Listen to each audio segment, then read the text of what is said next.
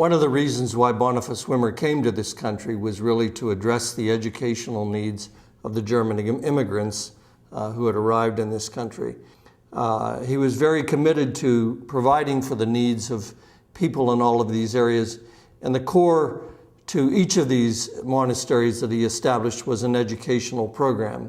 Here at St. Vincent, it was the college, the seminary, and the prep school that served as the core of his educational work here. It is a privilege and pleasure for me as the Archabbot of St. Vincent to welcome you to this celebration of the prep school and the alumni of St. Vincent Prep.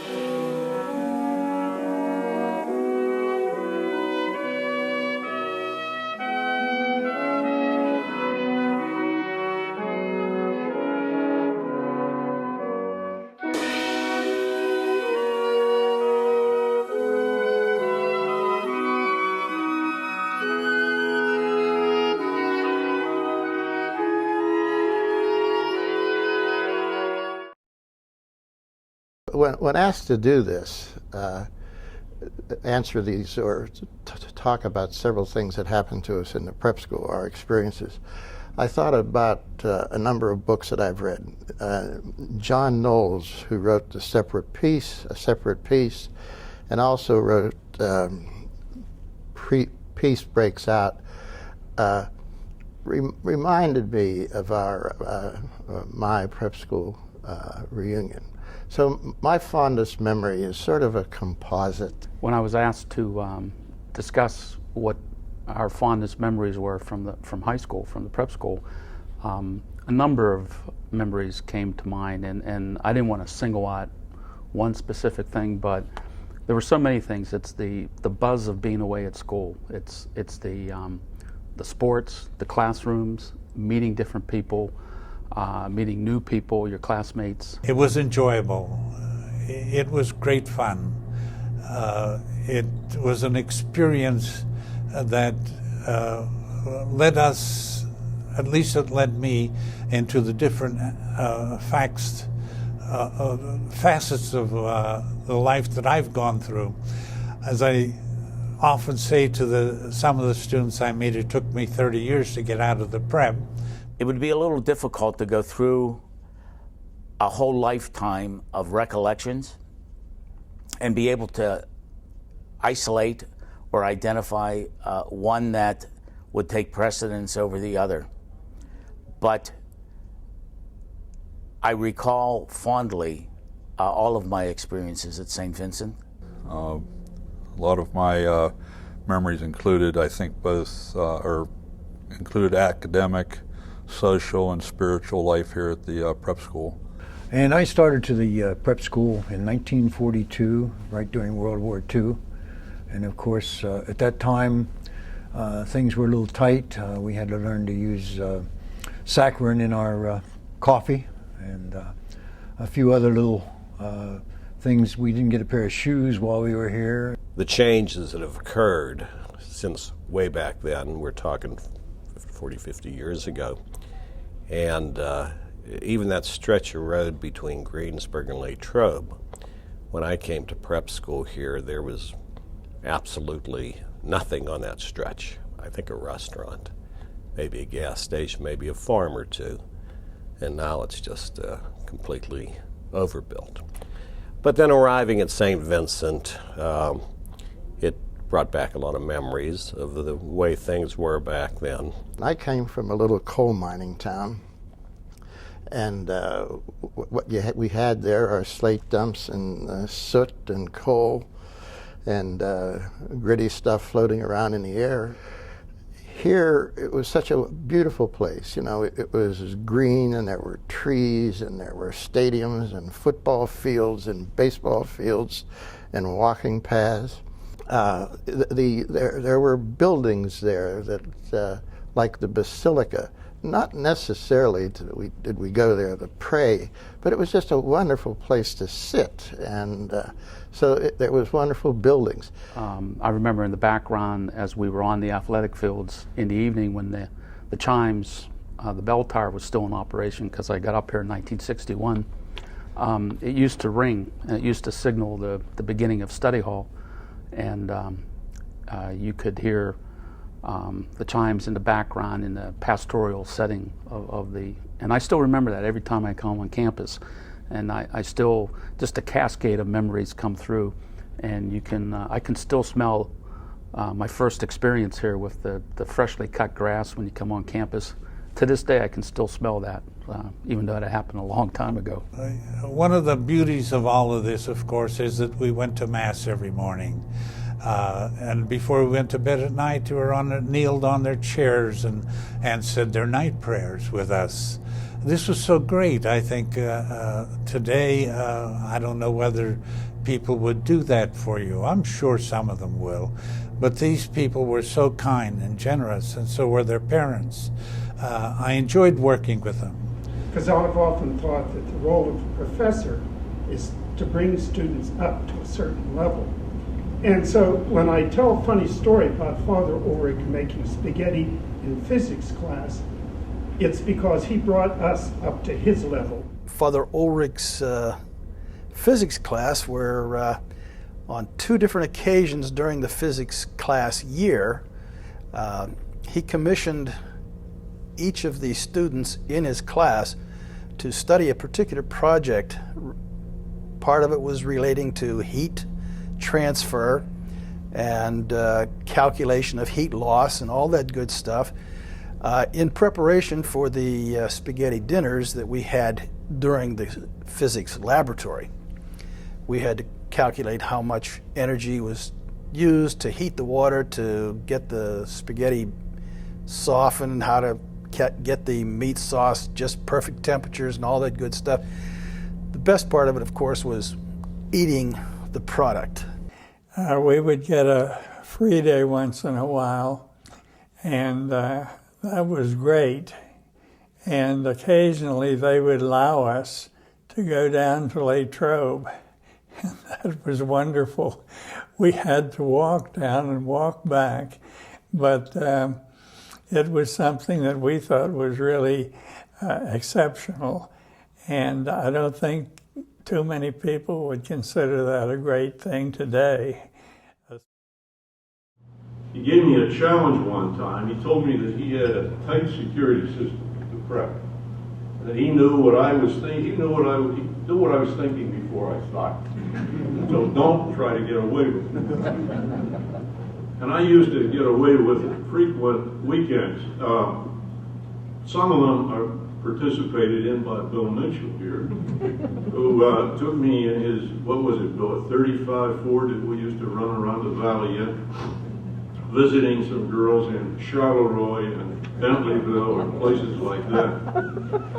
And so he wondered what was happening. He knew I was escaping weekend. Well, you know, Mitchell, he was a day hop. He could go home every night, but I had to get back into the institution somehow. He never caught me at that, but he told me he knew I was doing it. So what we did then, I'm trying to think who was that. I think George Status and Hank Basher and I decided that we were going to do a weekend trip to New York. And not let him know that we were gone from the campus in every way, stuff our beds, have people come in and vouch for us, and send him a postcard from New York. Which we did. We never signed it with a particular name. He knew who it was. I think any of you who know this anecdote know that he had to laugh about it. He couldn't get infuriated about it, but we were totally undetected in that effort. And I came back, what we told him in the postcard was so much for your highly vaunted security system. We ask ourselves who were the most influential. There was all kinds of influential people at St. Vincent, and everybody, at least in my time, talk about Father Edmund Cuneo, the headmaster, or Father Egbert, the assistant headmaster.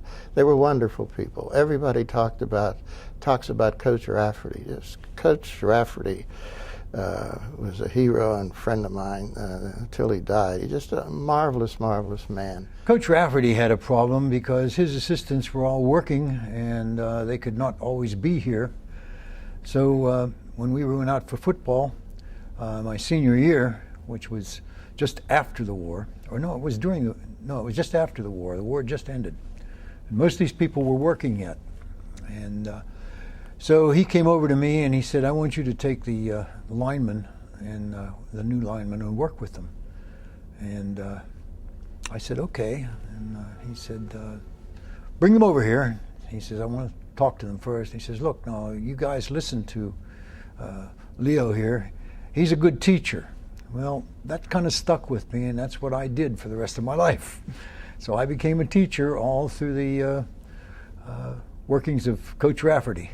Mr. Rafferty, of course, was the real monument that built up the students from a sense of good exercise and in the sports themselves. My dad was the coach, and I got to go to all the away games, all the home games. Most of the time I got to be able to go into the locker room at halftime, and that was a very interesting time watching Dad regenerate the ideas of how he wanted the team to play. There was also the baseball, and of course we played with them. I'm sure a number of them still I know that they keep telling me they couldn't hit my fastball, but I guess that's that's the way it was. We played with them. But there were others. Father Fenton Schuchert, who really didn't teach many courses in the prep school, but he was librarian or assistant librarian. So books were available, and Father Fenton talked to me and us about books. He meant a lot to me. I think there were professors like Father Camillus in English class who taught us to stand on your own 2 feet. Father Wolford in algebra class. I taught algebra because if you teach physics, you don't have enough class taken up to make it a full assignment. So you always get math to teach with it.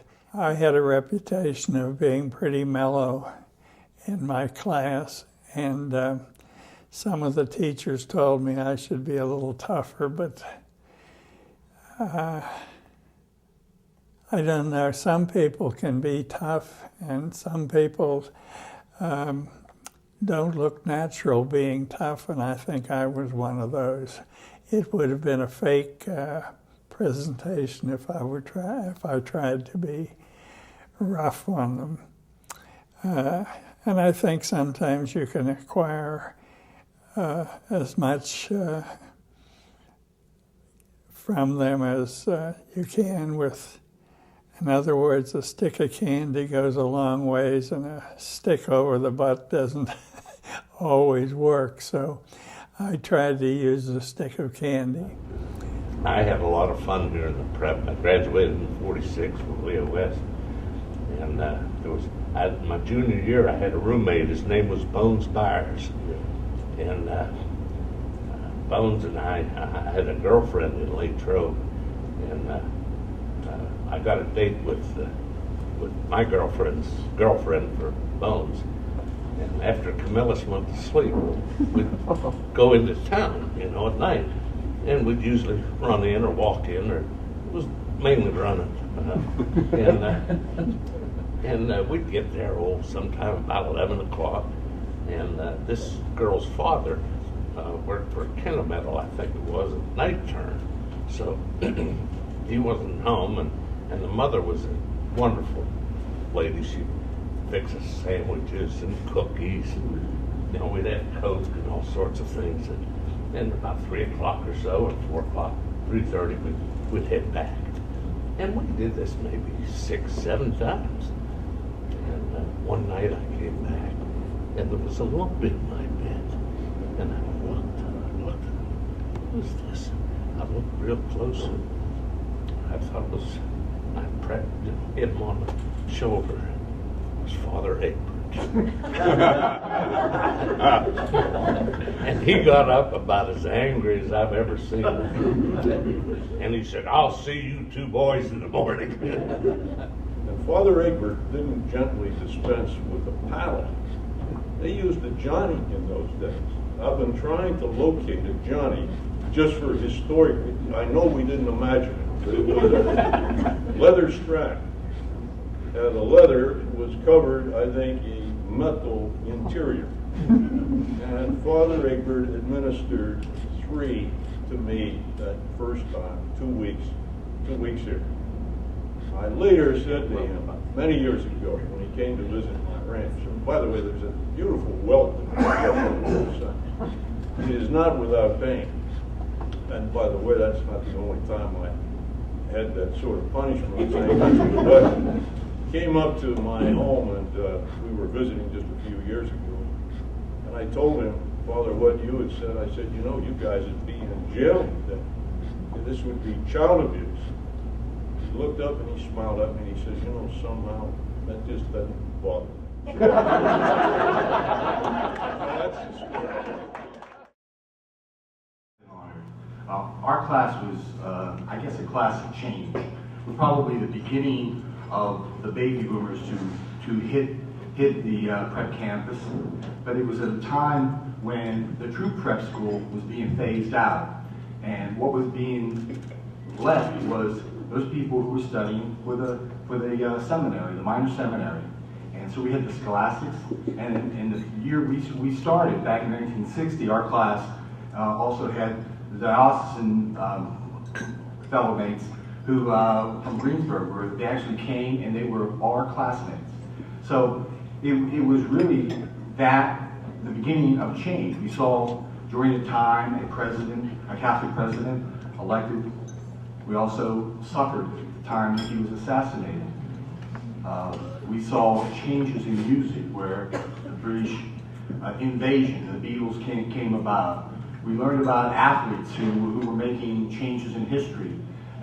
Muhammad Ali, who was the greatest, so he says. But I think what we also endured a fire at university, and it all brought about change. And we learned to support one another, to work with each other, and to foster friendships. We all got a great education. We were often told that an education in the Benedictine tradition is what Saint Vincent had to offer, but it had much more to offer than just that. It was the friendship. It was the values that were reinforced that our parents had shared with us, and I think it was coming into your own. I was here, unfortunately, during January 1963 with the fire, and I remember being asked to leave our study hall, and we went over to the club room in Kennedy Hall at that time.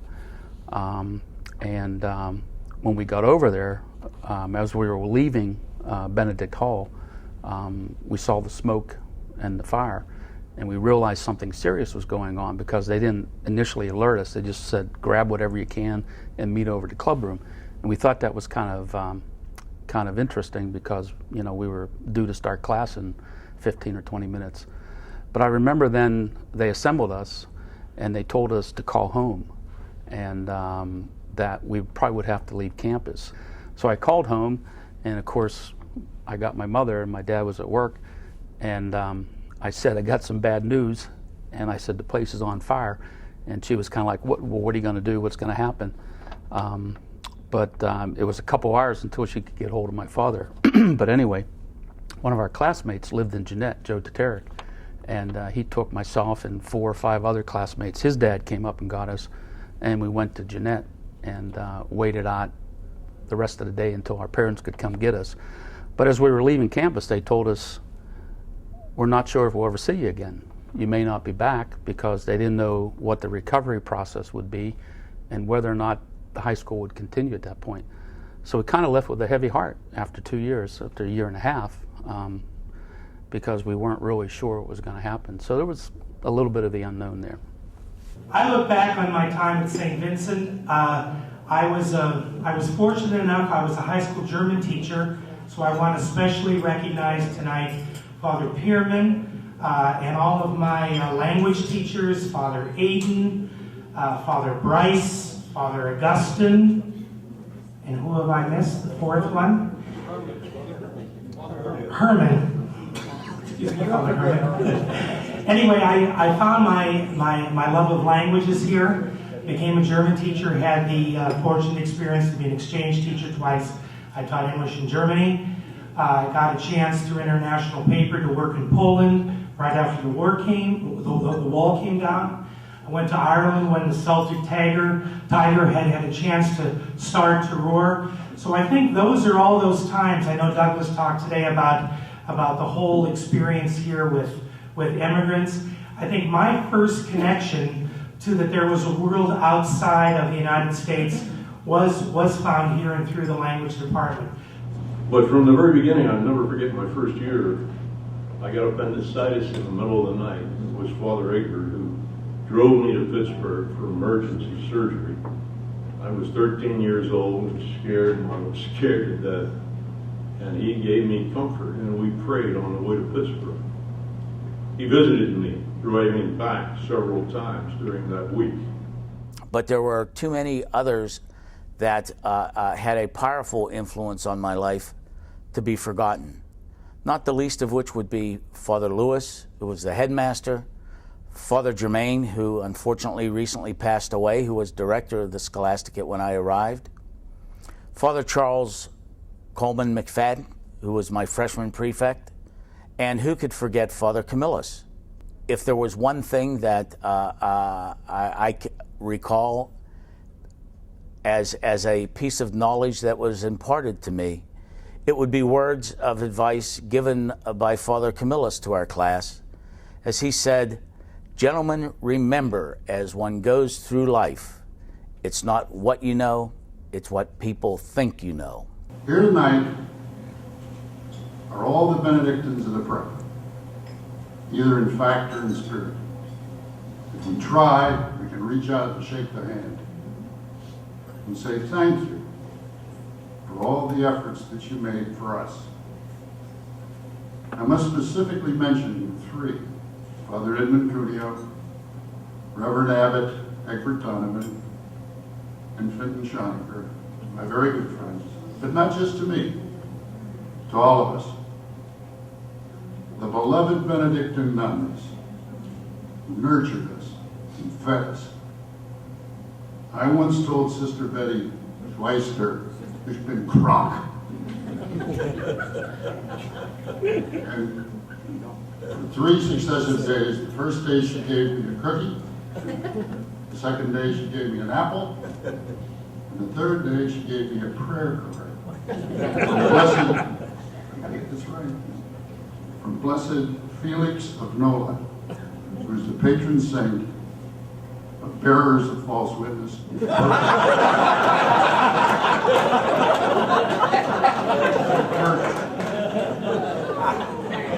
Here tonight is all the company of the Presters, and what a grand company we are.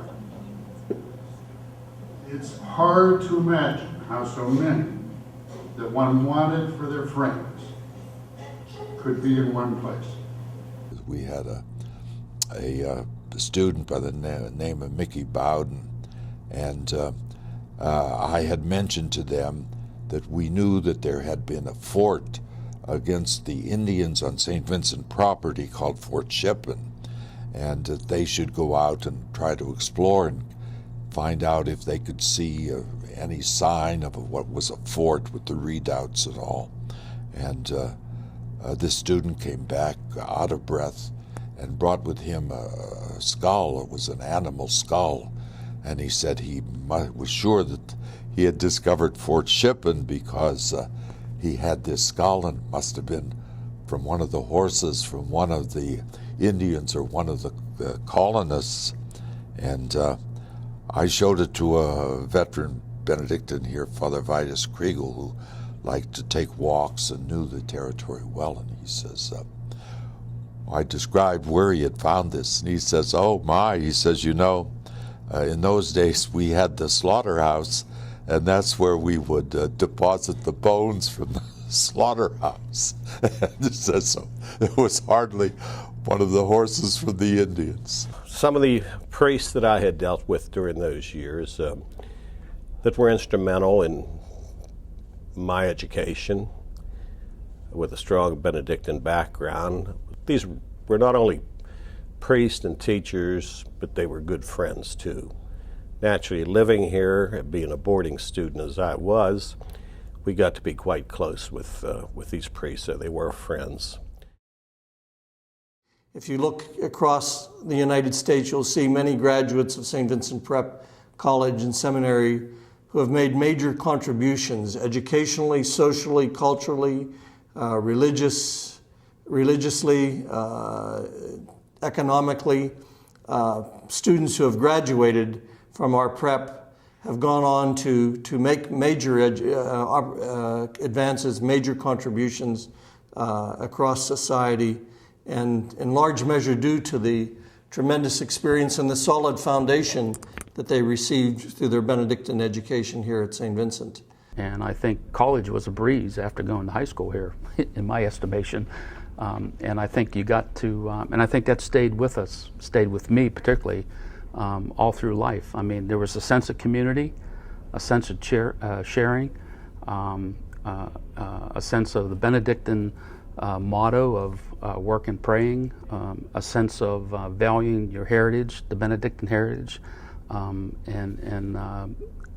I think that's something that stayed and has been a high water mark in my life and has taught me to be successful and work through a history of employment and so forth. So I think it's been that independence and a valuable education. It was a time quite different from what we have today. They were very beneficial in my later life, learning how to treat my fellow man and so forth. It was the right thing at the right time, but I'll always appreciate the prep experiences that I had. I think the thing that influenced me most is the value of these friendships that carried over. While the students will say we've done much for them, I might say that the students did much for us too. So it was great that they did the things that we wanted them to do. Hope that their lives were very happy. I know that mine has been happy. It's been a long one, but I've really enjoyed it, and I thank the Lord for all of it. God bless you.